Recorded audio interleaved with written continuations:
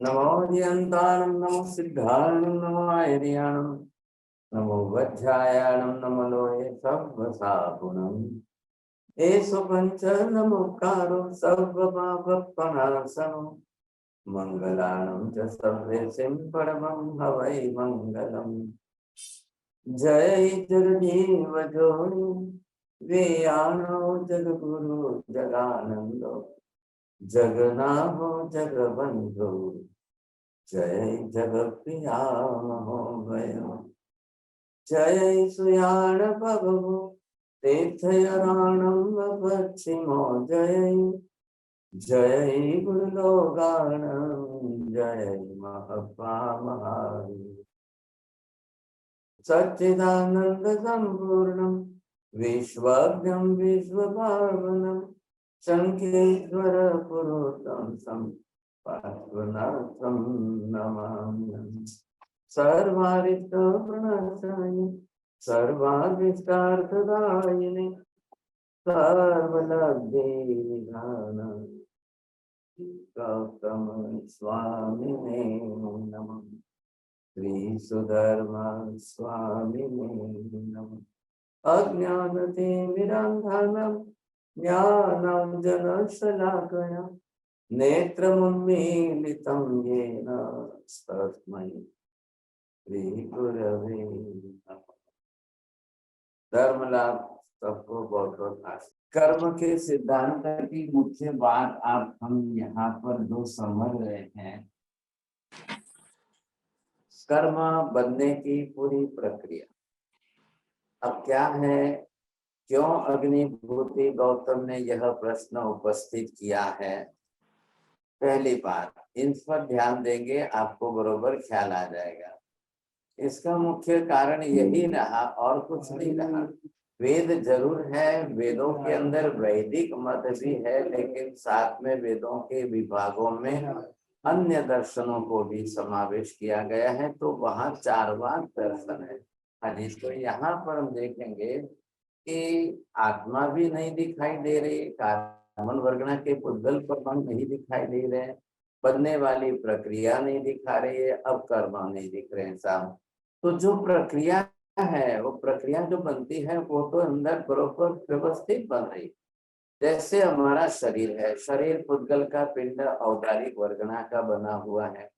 हम आहार ले रहे हैं, भोजन कर रहे हैं, अंदर जा रहा है शरीर में जाकर के उसके बाद वो परमाणुओं में विभाजित होता है। और जो परमाणु कैल्शियम के होंगे, प्रोटीन के होंगे, आयरन के होंगे, कैलोरीज के होंगे, विटामिन के होंगे, मिनरल्स के होंगे, तो बरोबर वो उसी जगह पर बरोबर पहुंचते हैं। ये पाचन की क्रिया का परिणाम है। पाचन की क्रिया तो हो रही है, लेकिन एक बात का जरूर ध्यान रखिए, चोरडिया जी कौन कर रहा है? शरीर अपने आप कर रहा है कि शरीर में रही हुई चेतन आत्मा कर रही है काम? तो निश्चित हो गया कि बिना आत्मा के शरीर के अंदर की ये सारी क्रियाएं कुछ भी नहीं। बस यहीं पर चारवाक मत वाले और चारवाक सिद्धांत, चारवाक का मतलब नास्तिक, चारवाक तो एक नाम पड़ गया कि उनके ऋषि थे, इसलिए चारवाक ऋषि के नाम से पड़ गया कि हाँ जी चारवाक। मूल में नास्तिक मत है। आज का विज्ञान भी नास्तिक मत वाला ही है साहब।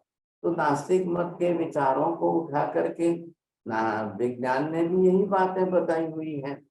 तो यहाँ पर क्या है कि जैसे शरीर में है, तो चेतन आत्मा जब तक शरीर में है तब तक ये पूरी क्रिया व्यवस्थित हो रही है, क्योंकि चेतन आत्मा के साथ तेजस नाम कर्म बरोबर बना हुआ है।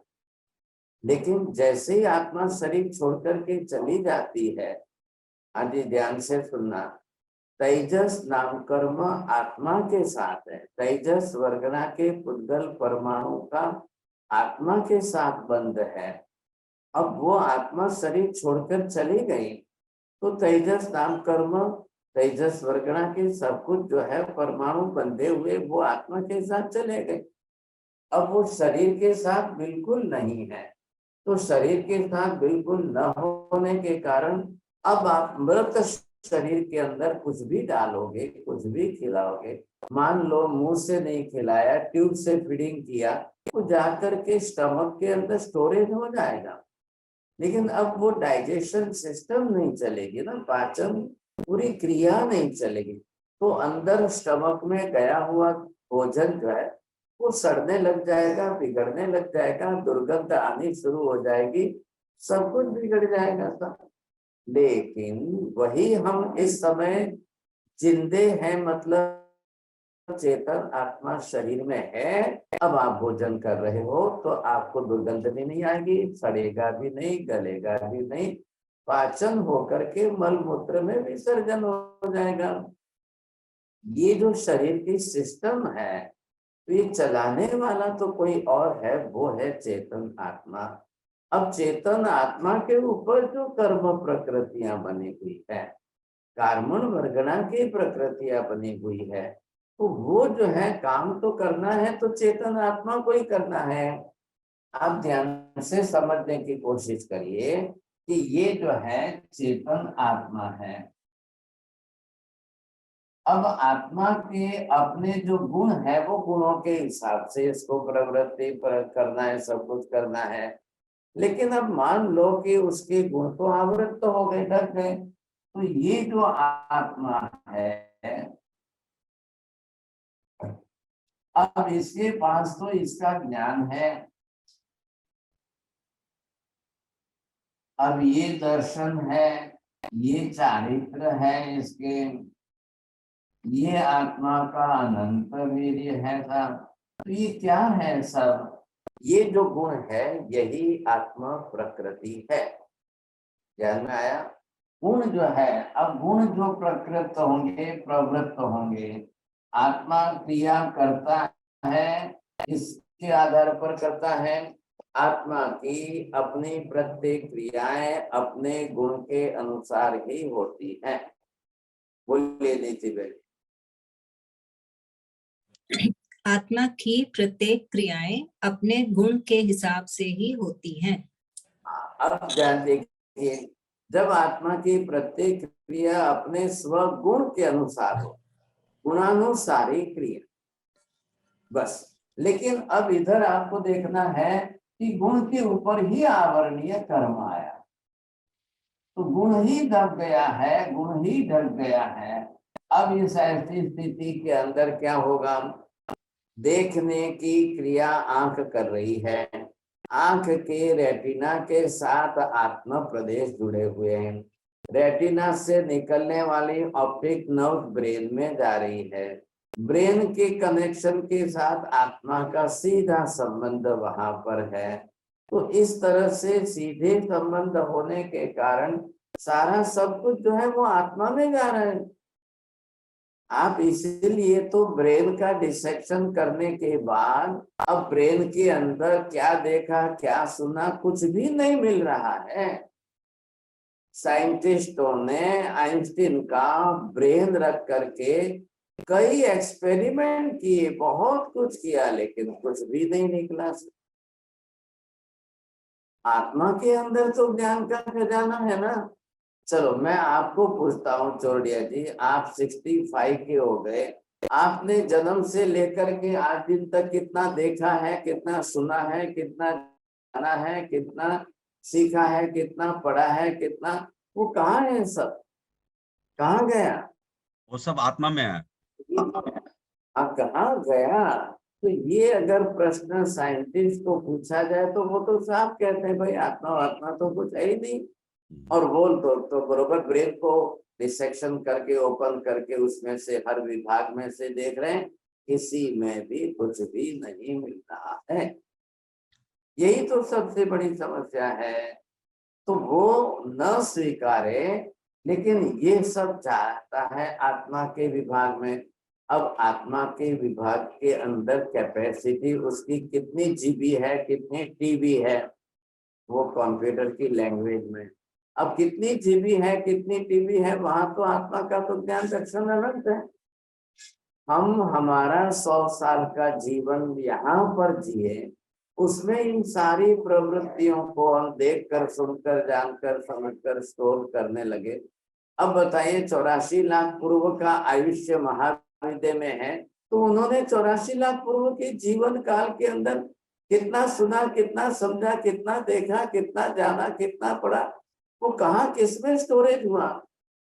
और चलो भाई साहब, यहाँ पर 84 लाख पूर्व का आयुष्य महाविद्य में, अब देवलोक में चले जाओ 33 सागरोपम का आयुष्य, 7वीं नरक में 33 सागरोपम का आयुष्य, एक सागरोपम बरोबर असंख्य वर्ष हो गए। इतने लंबे काल तक उन जीवों ने वहां पर कितना देखा, कितना सुना, कितना पढ़ा, कितना जाना, कितना, उन सब कहाँ जाकर स्टोरेज हुआ। 33 सागरोपम का इतना ज्ञान दर्शन सारा उनका इकट्ठा कर लो तो समुद्र भर जाए, इतना हो गया। तो शरीर में, ब्रेन में, दिमाग में तो कहीं कुछ भर के रहता ही नहीं। कहाँ रहता है वो? सब आत्मा में रहता है। आत्मा के अंदर तो ज्ञान भी अनंत है, दर्शन भी अनंत है, चारित्र भी अनंत है, वीर्य भी अनंत है। आत्मा में तो जो जाएगा, जो भरेगा, जो रहेगा, अब उसकी तो कोई लिमिट ही नहीं है सर, कोई लिमिट नहीं। ये बात पहले समझना है। इधर देखिए, अब हम क्या कर रहे हैं, आत्मा की प्रकृति जो हम देख करके कर रहे हैं, तो ये देखिए कि यहाँ पर जो है, अब आत्मा जिस समय स्वगुण के अनुसार क्रिया प्रवृत्ति सब कुछ करेगी, लेकिन उस पर ये आवरणीय कर्म आ गया था। अब जब ये आवरणीय कर्म आया तो उसमें से देख करके क्रिया प्रवृत्ति करेगी। सीधा सिंपल समझिए, मैं आंख से देख रहा हूँ, कान से सुन रहा हूँ, मेरी आंख की शक्ति कमजोर हो गई देखने की, तो वो दर्शनावरणीय, चक्षु दर्शनावरणीय कर्म के कारण हुई। अब मैंने चश्मा लगाया तो मेरे लेंस के साथ चश्मे के नंबर को सेट किया तो क्या हुआ, अब मैं चश्मे के माध्यम से बरोबर बारीक अक्षर भी पढ़ सकता हूँ, लिख सकता हूँ, ये विशेषता हो गई। अब मैंने चश्मा अगर ब्लैक रखा, ग्रीन रखा, ये रेड रखा, तो क्या होगा, अब वो प्रकृति कर्म की है। तो ये जो कर्म की प्रकृति जितने लेयर पर आत्मा प्रदेशों पर चढ़ेगी, शक्ति तो आत्मा की। ये इधर देखिए, ये वीर्य शक्ति आत्मा ने दर्शन से प्रकट की, ये वीर्य शक्ति आत्मा ने ज्ञान से प्रकट की, ये वीर्य शक्ति आत्मा ने चारित्र गुण से प्रकट की। तो जितनी मूल शक्ति तो वीर्य है। अब ये वीर्य शक्ति आत्मा जिस गुण से, जहां से, जिधर से प्रकट करे, तो वो उधर से ही प्रकट होने वाली है। अब दूसरा तो कोई विकल्प ही नहीं है हमारे पास। केंद्र में यहाँ पर ये है वीर्य शक्ति, यहाँ आत्मिक वीर्य, आत्म शक्ति। अब ये जब इधर से प्रकट होकर जाएगी तब ज्ञान में जाएगी, ये इधर जब प्रकट होकर जाएगी दर्शन में जाएगी। अगर यहाँ कोई आवरण नहीं है तो बरोबर जाएगी। इसी समय यहाँ पर जो है ये चारित्र में जाएगी। अभी इस समय ये किसकी कक्षा है? सिमंदर स्वामी। उनका वीर्य शक्ति निरावरण होने से कितना प्रकट हो गया? अनंत हो गया। उनका ज्ञान कितना प्रकट हुआ है? अनंत हो गया। दर्शन कितना प्रकट हुआ है? अनंत हो गया। चारित्र कितना है प्रकट हुआ? अनंत हो गया है। सब क्यों अनंत हो गया है? क्यों अनंत क्यों हो गया है? चार घाती कर्मों का घाती कर्मों का संपूर्ण क्षय होने से गुण पूर्ण रूप में प्रकट हो गए हैं। तो यहाँ पर से अनंत वीर्य गुण भी, ये शक्ति भी अनंत हो गई, ये ज्ञान दर्शन आदि भी अनंत प्रकट हो गए। अब ये जिस तरह से यहाँ जा रहे हैं, अब हमारी बात करो ना संसार के अंदर, अब इस पर भी कर्म आ गया। अब जब इस पर ही कर्म आ गया है तो ये जो है ढक गया अंदर ही अंदर था। अब ये हो गया हमारा अंतराय कर्म। तो पहले ही शक्ति यहाँ पर दब रही है, जो सबके अंदर प्रकट होने वाली है वही शक्ति दब रही है। फिर इधर आ गया तो ये ज्ञानावरणीय कर्म बन गया, इधर इस पर आवरण आ गया, ये दर्शनावरणीय कर्म बन गया। इधर अब शक्ति जितनी बची है, चलाया इधर देखिए, थी कितनी अनंत, अनंत में से आवरणीय कर्म से ढक गई कितनी, अनंत गुनी। अब प्रगट कितनी है, अनंतवे भाग की, बरोबर। तो ये जो अंदर अब यहां से जो है ये बड़ी है, अनंतवे भाग की ये है। अब ये प्रकट होगी इधर, ये प्रकट होगी दर्शन में, ये प्रकट होगी ज्ञान में। अब जो शक्ति जिस दिशा में जहां प्रकट हो, ख्याल आया, प्रकट हो मतलब कोई अपने आप तो नहीं, करता भाव आत्मा का है, इसी गुण में करता भाव है, वीर्य गुण में ही करता भाव है, वीर्य गुण में ही भोक्ता भाव है। तो क्या करेगा आत्मा, स्व वीर्य गुण के कारण करता, आत्मा अपने ही वीर्य गुण के कारण भोक्ता, तो कर्ता भोक्ता भाव दोनों है। अब इसी में से प्रकट होकर के सब में जाएगी। पहले नंबर 1 यहाँ से ही दरवाजा बंद हो रहा है अंतराय कर्म के कारण, 100% शक्ति है, अब उसमें से हमारी आज जो है 5-10% ही प्रकट हो रही है, तो 2-5-10% हमारा गुण प्रकट है।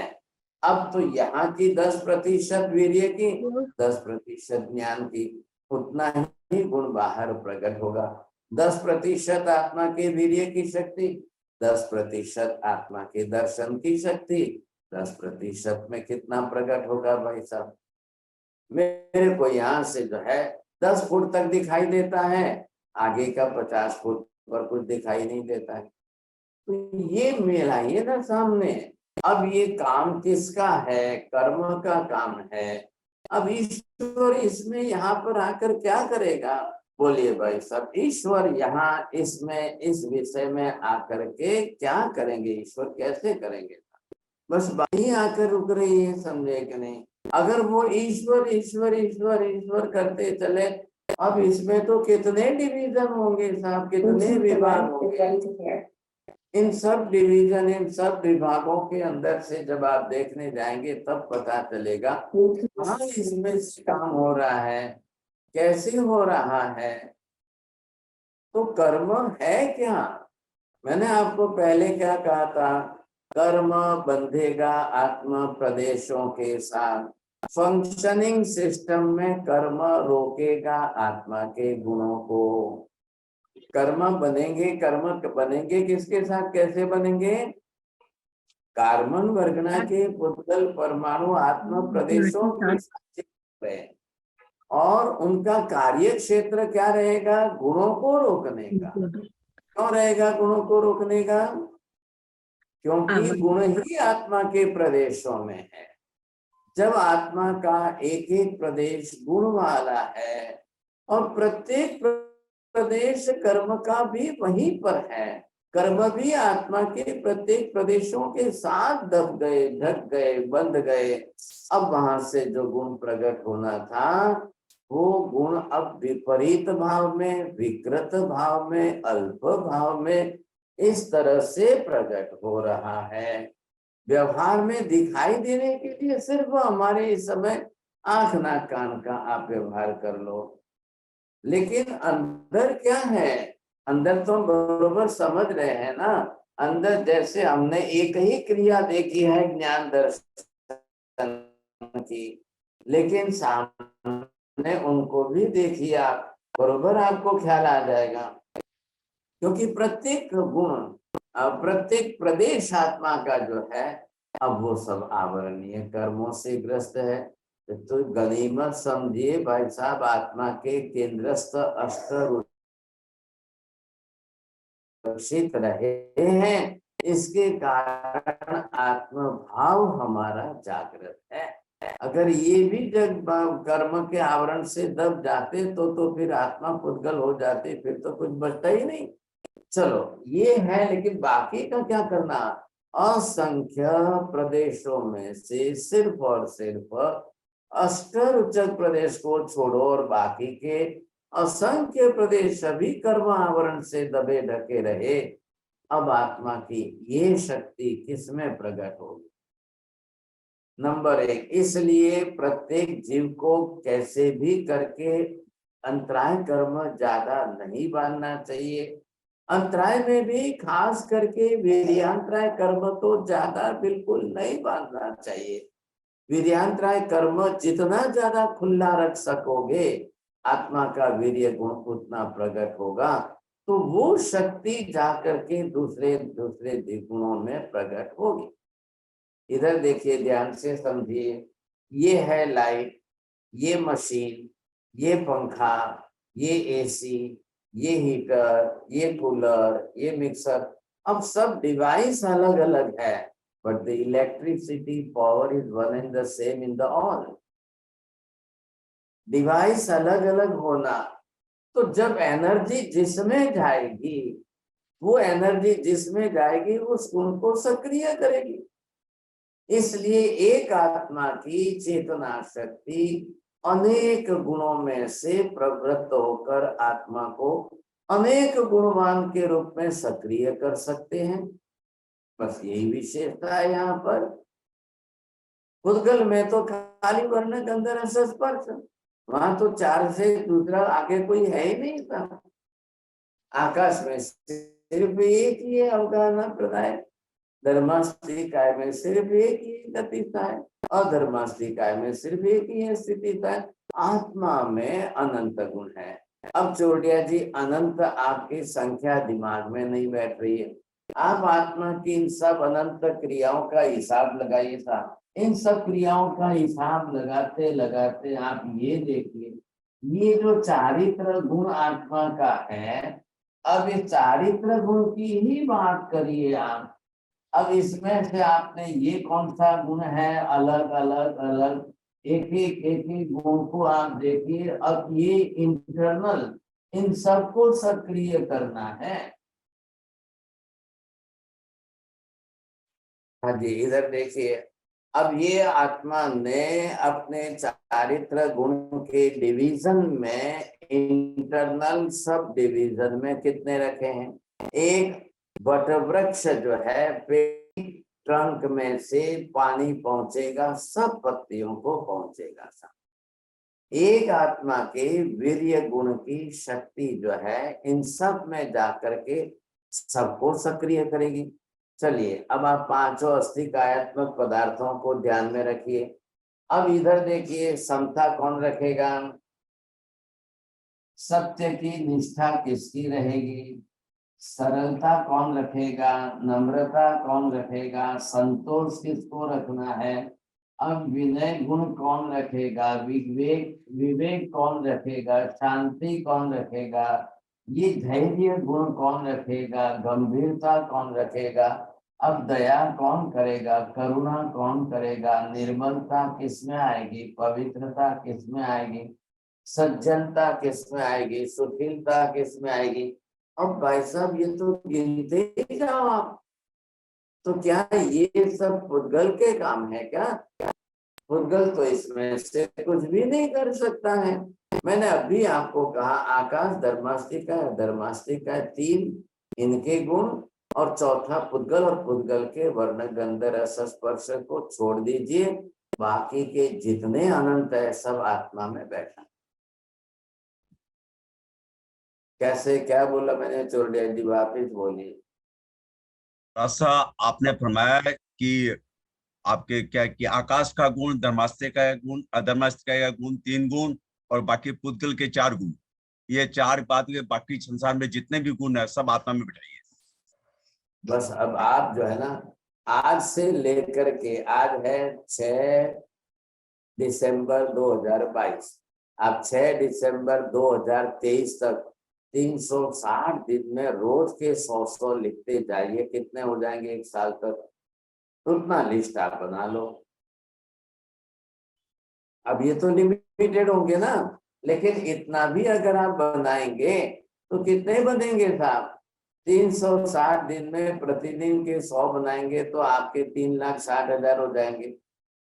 अब इतने में एक वीर्य गुण की एनर्जी जो है कब किस में एक्टिवेट होगी, कब किस में एक्टिवेट होगी, वही गुण सक्रिय होता जाएगा। तो आत्मा के गुण जो अनंत है, अनंत जन्मों में कब कहाँ किसकी आवश्यकता कितनी पड़ेगी, ये मुझे देखना है। इसलिए ये सभी अनंत गुण, लेकिन इधर देखिए, अब प्रत्येक गुण सब इसमें आवरणीय कर्म से दबे हुए हैं, ढके हुए हैं साहब। अब मैं क्या करूं, मुझे कोई दया ही नहीं आती है। किसी को कितना भी दुखी देख लो तो मेरे को तो दया ही नहीं आती है। मुझे तो ऊपर से जो है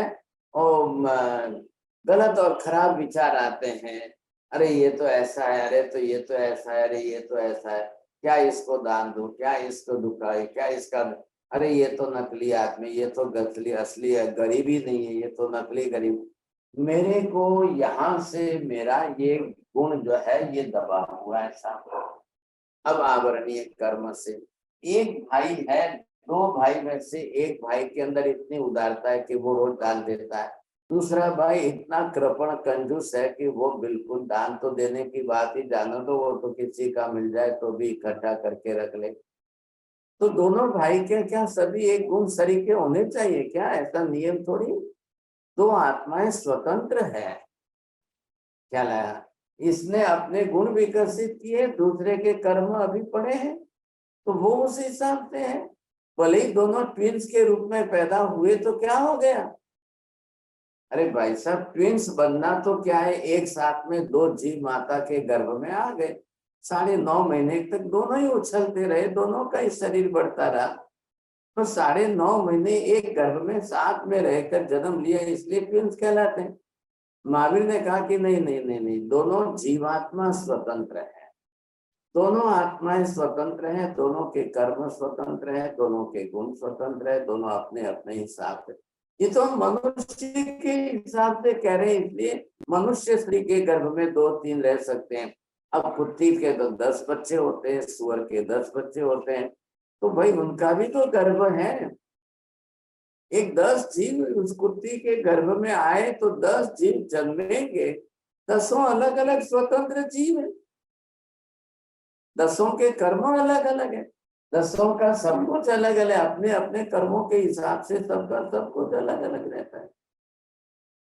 इसका क्या करना, ये तो संसार की समस्या है, ये प्रक्रिया चल रही है जो जिस तरह से जैसे, लेकिन इनको हम देख करके अलग से चले।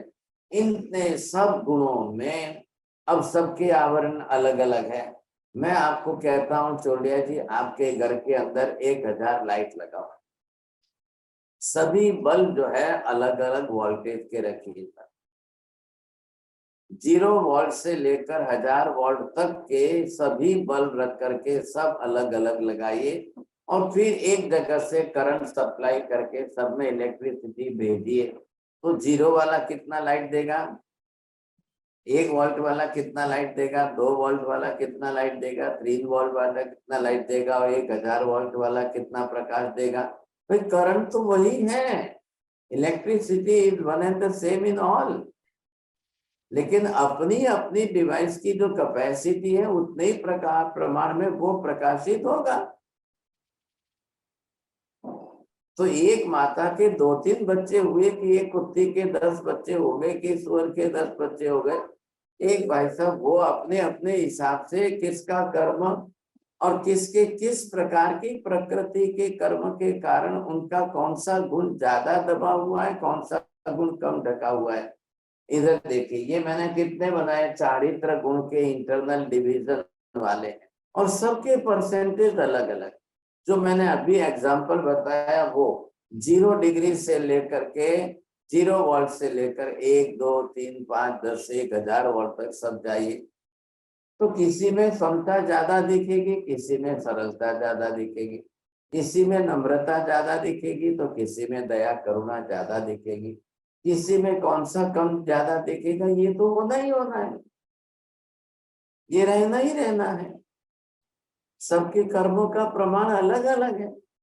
हाँ, अब बात यहाँ देखिए, आज हमारा विषय क्या समझना है मेहता जी, कर्म जड़ है, वो कर्म अपने आप फल कैसे देते हैं। वहां वो लोग क्या कहते हैं, ईश्वर चेतन है, ईश्वर इच्छानुसार फल देते हैं। ईश्वर तो चेतन है, तो वो जब जिसको जो कर्म का फल देना है देंगे। तो वेद के अंदर भी ईश्वर को ये प्रश्न पूछा गया कि ईश्वर अपनी इच्छा से फल देते हैं कि जीवों के कर्म के अनुसार फल दे रहे हैं। आई बात समझ में। अब दोनों कैसे मानना है, ईश्वरवाद कर्मवाद दोनों को साथ में मानना है। ईश्वरवाद से कर्मवाद सर्वथा विरुद्ध है, कर्मवाद से ईश्वरवाद सर्वथा विरुद्ध है। तो कर्मवादी तो ईश्वर को बीच में नहीं ला रहे, तो ईश्वरवादी कर्म को क्यों बीच में ला रहे हैं। बोलिए मेहता जी, चार विभाग के अंदर क्या समझ में आया। ईश्वरवादी ईश्वर को मानते हैं, ईश्वर को कर्ता मानते हैं। कर्मवादी कर्म को कर्ता मानते हैं, मगर ईश्वरवादी कर्म को क्यों बीच में लाते हैं। जब ईश्वर उसको ईश्वर से कर्ता मानते तो कर्म को क्यों बीच में लाते हैं। इस बाजू से कर्मवादी ईश्वर को तो बीच में नहीं लाते हैं। बरोबर, बहुत अच्छी तरह से समझा आपने। आप ये समझेंगे ना, मुझे भी ख्याल आएगा कि हाँ समझ रहे हैं। तो ये बड़ी अच्छी बात है। हमने यहाँ जैनों ने कर्म सिद्धांत स्वीकारा। अब जैन जब कर्मवाद के आधार पर एक बात का सॉल्यूशन निकाल रहे हैं। संसार की जितनी भी हजारों लाखों सारी समस्याएं हैं, कार्य प्रणाली है, कार्य होते हैं, इन सब के पीछे हमने कर्मवाद का सिद्धांत लाया। हाँ, अब दुनिया की घटना अलग है और जीव की अपनी व्यक्तिगत अलग है। आप ध्यान रखिए, समष्टिगत एंड व्यक्तिगत। समष्टिगत में जो है काल भी आ गया, क्षेत्र भी आ गया, वो कई चीजें नियति के अधीन है। वहां जहां जो नियति के अधीन है वहां हम कर्म नहीं लगा रहे। जीव की अपनी कर्म स्थिति, वहां ही कर्म लग रहे हैं, बाकी सभी जगह पर अंधाधुंध कर्म नहीं लगा। उदाहरण, भरत ऐरावत के 10 क्षेत्र में, इन 10 क्षेत्रों के अंदर काल चक्र के परिवर्तन की व्यवस्था है। आरे आरे बदलते रहते हैं। अब ये किसके अधीन, इसको क्यों हम कर्म के साथ जोड़े। इसको कर्म के साथ जोड़ने की जरूरत नहीं है। महाविदय के अंदर आरों की व्यवस्था ही नहीं है, काल चक्र वहां पर व्यवस्था ही नहीं है।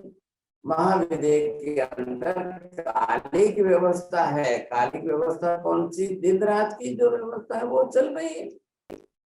दिन हो रहा है, रात हो रही है, तिथि आ रही है, एकम आएगी, दो जाएगी, पांचम आएगी। ये दैनिक जो दिन रात की व्यवस्था, कालिक व्यवस्था है, वो चल रही है। लेकिन काल चक्र की व्यवस्था नहीं है, आराओं की व्यवस्था नहीं है, अवसर्पिणी उत्सर्पिणी काल खंड की व्यवस्था नहीं है।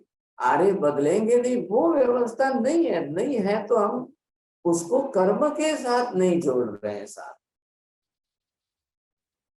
दूसरा, इन 6 आरों को भी संज्ञा दी गई है, सुखम सुखम सुखम सुखम दुखम दुखम सुखम दुखम दुखम दुखम। ये जो 6 आरों के एक नेचर, जब ये आरे रहेंगे तब परसेंटेज में सुख दुख कितना रहेगा।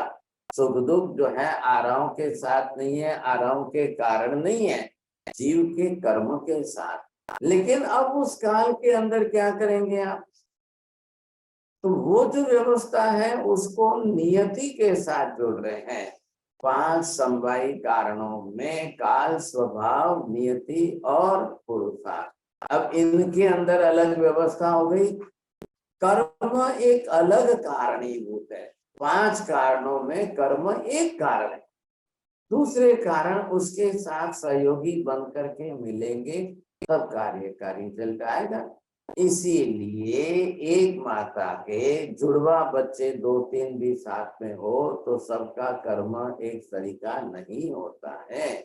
सबकी आत्माएं अलग अलग हैं, सबके जीव अलग अलग हैं, सब जीवों के कर्म भी अलग अलग है। सिर्फ और सिर्फ एक साथ में दोनों तीनों जीव एक माता के गर्भ में आ गए 9.5 महीना तक उन्होंने अपने शरीर की रचना कर ली और एक साथ में जन्मे, इसलिए हम जुड़वा ये संज्ञा दे देते हैं। ठीक है, इससे क्या हो गया, इससे क्या हो गया, अंदर जीवात्मा सबकी अलग अलग है, कर्म सबके अलग अलग हैं। अब कर्मानुसारी व्यवस्था है। फिर पॉइंट पर आइए, कर्म स्वयं अपना फल देता है कि नहीं, या आत्मा स्वयं कर्म के अनुसार फल प्राप्त करती है। ये सही लग रहा है कि कर्म फल देता है, और कर्म फल देता है तो ये सही लैंग्वेज है कि औपचारिक व्यवहारिक लैंग्वेज है, या आत्मा स्वयं कर्मानुसार फल भुगतती है। जरा लैंग्वेज का करेक्शन करिए, लैंग्वेज के अंदर सेंटेंस की रचना सही बनाइए था, नहीं तो क्या होगा, फिर हम वापिस कर्म में कर्तृत्व भाव लाएंगे। कर्म जड़ पुद्गल परमाणु के बने हैं, कर्म में कर्तृत्व भाव नहीं आएगा, आत्मा में ही कर्तृत्व भाव आएगा। लेकिन अभी ये चश्मा जो है, इस चश्मे का ग्लास मैंने ब्लैक लगाया, ग्रीन लगाया, रेड लगाया। अब बताइए साहब, अगर ये ग्लास ही रेड या ब्लैक या ग्रीन है और मैं अगर देख रहा हूं तो मुझे कैसा दिखाई देगा? तो ये दिखाई देने में ये साधन क्या है, ये जड़ का साधन है। तो जड़ का साधन तो पुद्गल परमाणु का है, तो पुद्गल परिणाम वर्ण के अंदर स्पर्श आएगा। तो इसके अंदर तो जो है, अब मैंने लगाया, लेकिन मेरी आंख में देखने की शक्ति है, चश्मे में देखने की शक्ति नहीं है, तो चश्मा माध्यम द्रव्य बन गया है। अगर देखने वाला ही अंदर नहीं है, आत्मा ही शरीर छोड़कर चले गई, अब आप ऊपर से चश्मा पहना दो, क्या होगा? आप पहनाइए ना चश्मा भाई साहब, ख्याल है कि नहीं? अब ऐसी स्थिति में जो रोज चश्मा पहनता था और वो ऑफ हो गए, सब शरीर छोड़ दिया है, अब शरीर छोड़कर चले गए, तो डेड बॉडी जो है हम अग्नि संस्कार करने निकालते हैं तो चेहरा खुला रखते हैं, तो अब उस पर चश्मा पहनाए रखना कि निकाल के रखना?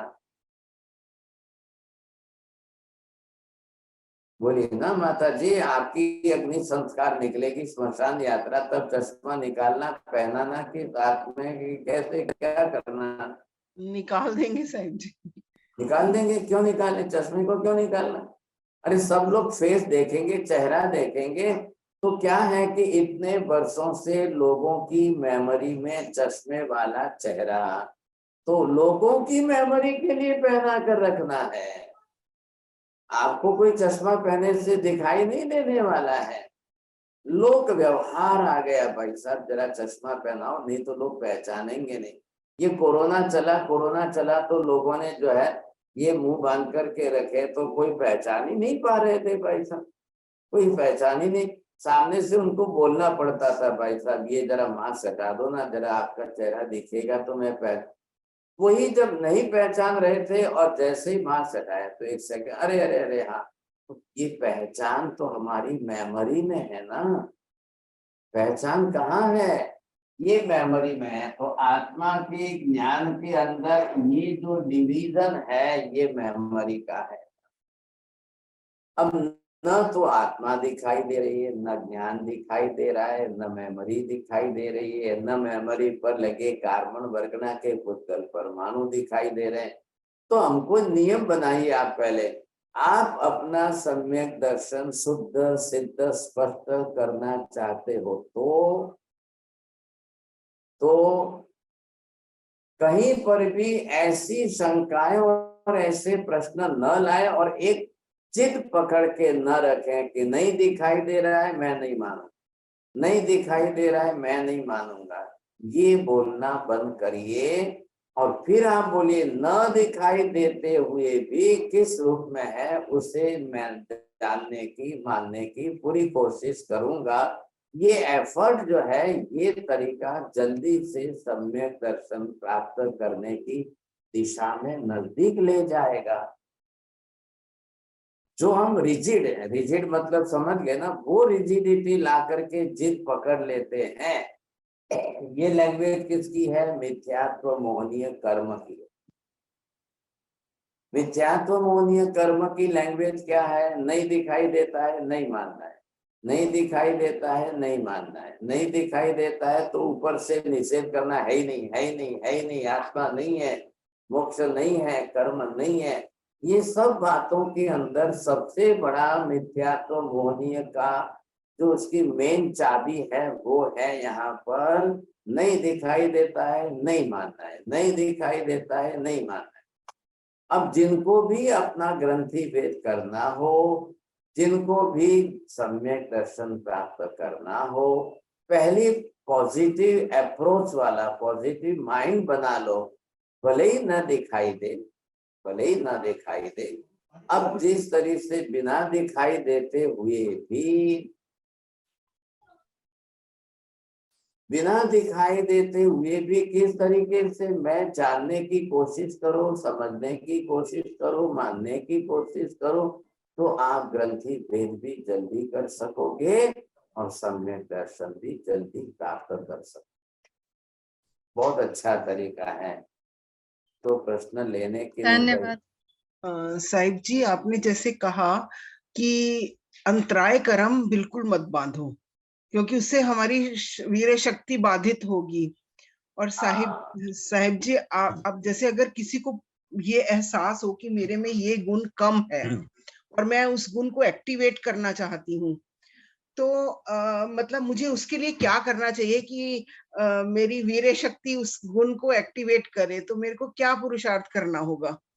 हाँ, अब पुरुषार्थ ये करना है, प्रत्येक धर्म क्रिया, प्रत्येक आचरण के अंदर इंटरेस्ट पूर्वक, रस रुचि पूर्वक उस क्रिया को उत्साह पूर्वक करिए, आनंद से करिए, रस पूर्वक करिए, रुचि लेकर करिए, आलस में मत करिए, प्रमाद में मत करिए, व्यग्र चित्त से मत करिए। क्रिया पूरी करनी है, फटफट कर लो, ऐसा मत करिए। आप बैठे बैठे सोते सोते मत करिए, आलस्य में मत करिए, प्रमाद में मत गवाइए।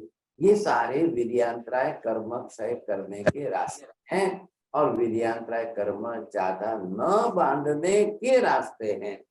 अब पहला नंबर तो दोनों मैच होना चाहिए ना। मैंने अभी क्या कहा, मेरी आंख के लेंस का नंबर और चश्मे के कांच का, ग्लास का, दो मैच होना है। इधर ये आपने इधर किया तो सामने इधर करिए। इस गुण में से भी मैं बरोबर जो है, यहाँ मुझे समता रखनी है या सम्यक दर्शन प्रकट करना है, तो पहला सत्य की निष्ठा, सत्य की निष्ठा। उसके लिए मैंने बताया कि नहीं दिखता है तो नहीं मानना, ये बात ही नहीं लानी है मुझे। दोनों तरफ आप बरोबर मैच कर लोगे तो आपके दोनों कर्म ज्यादा नहीं बंधेंगे और है वो गुण आपका एक्टिवेट हो जाएगा। बहुत बढ़िया बात हो जाएगी। हाँ जी, बोलिए चौड़े जी। हाँ जी, चौर्य साहब। हाँ, महाराज साहब अपने बोलते हैं कि भी गुस्सा नहीं करना है, शांत रहना है, समता में रहना है। तो फिर यदि मेरे यदि वीर्य की सप्लाई नहीं हो, तब फिर तब फिर तब फिर हमको तो गुस्सा आ जाएगा, फिर तो समता आ जाएगी, समता नहीं रहेगी। यदि नहीं रहेंगे, वीर्य शक्ति की यदि सप्लाई नहीं हो, फिर कसाय मोहनीय कर्म बनने लग जाएंगे। इधर का डिवीजन अलग है, इधर का वीर्यांतराय कर्म के ऊपर का अलग है। ये गलत। आपने आपका अभी जो प्रश्न दिया वो किसका है? क्रोध मान माया लोग, गुस्सा आने वाला, वो कर्म प्रकृति है। अब आप ये कर लो कि भाई आत्मा का गुण तो क्रोध करने का नहीं है, समता रखने का है। मैं क्यों क्रोध करूं, मैं क्यों गुस्सा करूं, मुझे नहीं करना है। आप अगर एक संकल्प से चलने लग जाओगे तो जब भी जैसी भी परिस्थिति आएगी आप नहीं करोगे तो नया कर्म ही नहीं बनेगा। तो और तो बरोबर आपकी शक्ति यदि सप्लाई नहीं होगी, शक्ति यदि वीर्य सप्लाई नहीं होगी, तो मैं तो महाराज कहीं बरोबर फिसल जाऊंगा फिर। अंदर पड़ा है, अंदर शक्ति पड़ी है, सर्वथा तो नष्ट नहीं हो रही है, लेकिन आपको इस दिशा में जो है यूज करनी बहुत जरूरी है। मैंने बताया अभी आपको, 0 डिग्री वाले बल्ब में भी शक्ति तो है, कम है, तो आप उसके बगल वाले में 3 वोल्ट वाले में जाइए, 5 वोल्ट वाले में जाइए, आप बरोबर प्रकट कर सकोगे। यही तो करना है हमको, और क्या करना है। अब दोनों तरफ से देखिए, ये शक्ति का स्टोरेज तो यहाँ से आ रहा है था, ये तो निश्चित है, तो ये तो कैसे भी बढ़ा नहीं पड़ेगा। ग्रिड में से इलेक्ट्रिसिटी सप्लाई होकर के हमारे यहाँ आ रही, अब उसी को मुझे डाइवर्ट करनी है साहब।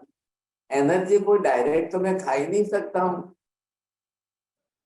इलेक्ट्रिसिटी इतना पावर मैं क्या करूंगा, तो मुझे किसी डिवाइस में ही यूज करनी है ना। महिला को किचन के अंदर मिक्सर घुमाना है तो इलेक्ट्रिसिटी से ही चलेगा, तो मुझे वो जो मिल रही है तो मैं उसका उपयोग उस डिवाइस में करूँ, मेरा काम हो गया था। हाँ, मैं नंदिता बोल रही हूँ। मेरा प्रश्न था हमारा सा कि अगर आत्मा का पास ही गुण है सारा, वो एक क्रिया करती है, फिर शरीर के डिफरेंट पार्ट्स का क्या जरूरत है, फिर ब्रेन को क्या जरूरत है, हार्ट को क्या जरूरत है, सब आत्मा के पास सब गुण है। तो आत्मा ही ब्रेन में, हार्ट में, शरीर के सभी ऑर्गन में स्प्रेड होकर के रही हुई है। ये तो शरीर का ब्रेन, हार्ट, पैर, किडनी सब जड़ पुद्गल के औदारिक वर्गना के परमाणुओं का बना हुआ पिंड है। लेकिन उसमें करंट सप्लाई कहाँ से आएगी? आत्मा से आएगी। अगर आत्मा शरीर छोड़ दे तो फिर कुछ नहीं आएगा।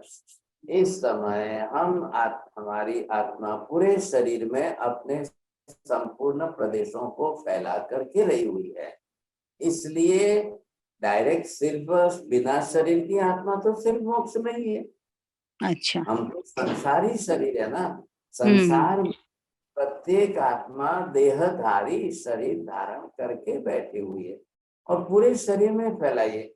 आपके घर में ठीक है, आपका बंद है तो आप रूम में देखिए, आपका बल्ब चालू है तो प्रकाश पूरे रूम में है कि नहीं है? हाँ, तो जब आपने बल्ब लगाया, स्विच ऑन किया तो प्रकाश पूरे रूम में है। तो आत्मा के प्रदेश तो पूरे शरीर में फैले हुए हैं, ब्रेन से लेकर के पूरे पैर तक सब जगह पर आत्मा के प्रदेश फैले हुए हैं, उसी से सक्रियता आ रही है। अगर आत्मा पूरी तरह से निकल जाए, क्योंकि आत्मा तो अखंड द्रव्य है, जब भी निकलेगी तो एक भी प्रदेश उसका विभाजित होकर शरीर में अलग तो रहेगा ही नहीं, तो पूरी आत्मा निकल जाएगी तो अब पूरा शरीर डेड बॉडी हो गया। इसीलिए तो हम ले जा करके जला देते, ये विशेषता है ना। हाँ, तो इस पर ध्यान दीजिए। महाराज सा एक प्रश्न था कि जैसे तिर्यंश तो अपने कर्मों के कारण तिर्यंश बनते हैं, पर वो जब आते हैं इस दुनिया में फिर उनके कर्म वापस कैसे बनते हैं, उनके अंतराय क्रम या कुछ उनका कैसे बनता है? अभी तो शरीरधारी आत्मा ही है, पशु अच्छा, है कि पक्षी है, पहले सबको शरीरधारी आत्मा ही मानो। अब वो पशु पक्षी आएंगे तो वो भी क्रिया प्रवृत्ति करेंगे कि नहीं? एक लायन जो है जीव को मार के खाएगा तो उसको पंचेंद्रिय जीव की हिंसा का पाप लगा कि नहीं? तो उसको भी कर्म बन देंगे। दोनों तरफ है कि नहीं? सबको, सबके साथ है भाई। शरीर पशु पक्षी का है कि मनुष्य का? अपने अपने कर्म के साथ उन्होंने वैसा बांधा है, हमने ऐसा बांधा, तो सबके लिए समान नियम है। कोई भी हो, किसी के भी लिए समान नियम है, बस उनको भी कर्म बन देंगे, कर्म लगते रहेंगे। नमो हरिहंतानम, नमो सिद्धानम, नमो हरियानम, नमो वज्रायानम, नमो लोहे सर्वसारम, एसो पंचनमुखारो सर्वभावपणानम, मंगलानम च सर्वेसिं परमं हवै मंगलम। मंगलम भगवान वीरो, मंगलम गौतम प्रभु, मंगलम स्थूलिभद्राध्य, जैन धर्मोस्तु मंगलम। चत्तारि मंगलम, हरिहंता मंगलम, सिद्धा मंगलम, साहु मंगलम, केवले पन्नतो धम्मो मंगलम। चत्तारि लोकोत्तम, हरिहंता लोकोत्तम, सिद्धा लोकोत्तम, साहु लोकोत्तम, केवले पन्नतो धम्मो लोकोत्तम। चत्तारि शरणं प्रवज्जामि, हरिहंते शरणं प्रवज्जामि, सिद्धे शरणं प्रवज्जामि, साहु शरणं प्रवज्जामि, केवली पन्नतं धम्मं शरणं प्रवज्जामि। सर्वमंगल मांगल्यम सर्व कल्याण कारणम प्रधानम सर्वधर्म जयनम जयति शासनम।